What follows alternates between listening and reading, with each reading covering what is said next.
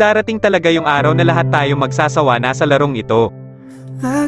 Pero sana kung dumating man yung araw na yon, wag na wag natin kakalimutan na pinasaya at binigyan tayo ng larong ito ng mga kaibigan. By the way, ako na lang ba yung ganito na ngayon? Dati kasi paggising ko pa lang ng umaga hahanapin ko na agad yung cellphone ko tapos maglalaro agad ng ML. May pagkakataon pa nga na nakakalimutan na kumain ng agahan hanggang hapunan, kahit pagligo nakakalimutan na din dahil sa kakagrind ng ML. Tapos ngayon napansin ko na okay na ko sa 2 game, minsan nga hindi na na-open yung account. Ganito na talaga ngayon kasi site na to para magseryoso na sa buhay.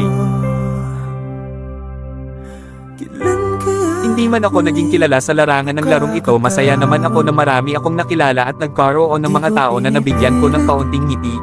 Walang lungkot na sumisilip